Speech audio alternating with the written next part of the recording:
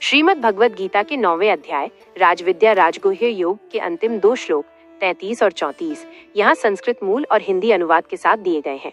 ये श्लोक इस महान अध्याय का उपसंहार और भगवान का अंतिम निर्देश है। श्लोक 33 किन पुनर्ब्राह्मणाः पुण्या भक्ता राजर्षयस्तथा अनित्यम सुखम लोकमिमं प्राप्य भजस्व माम 33। हिंदी अनुवाद।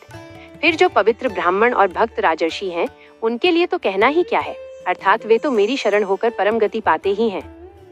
इसलिए तुम इस अनित्य, क्षणभंगुर और सुख विहीन संसार को प्राप्त होकर निरंतर मेरा ही भजन करो। श्लोक 34।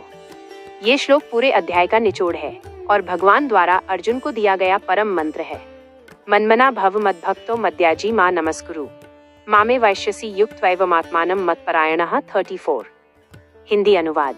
मुझ में अपना मन लगाओ, मेरे भक्त बनो, मेरा पूजन करो और मुझे नमस्कार करो। इस प्रकार अपनी आत्मा को मुझ में लगाकर और मेरे परायण पूरी तरह आश्रित होकर तुम निश्चित रूप से मुझको ही प्राप्त होगे। अध्याय 9 का निष्कर्ष। 1. संसार की प्रकृति। भगवान ने इस जगत को अनित्य, नश्वर और असुख, जहाँ स्थायी सुख नहीं है, कहा है। इससे बचने का एकमात्र मार्ग भक्ति है। 2. परम मंत्र।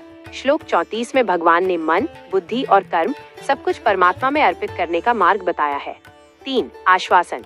जो व्यक्ति भगवान के परायण हो जाता है, उसे मोक्ष के लिए कहीं और भटकने की आवश्यकता नहीं होती। राजविद्या राजगुह्य योग नामक 9वां अध्याय यहाँ संपन्न होता है।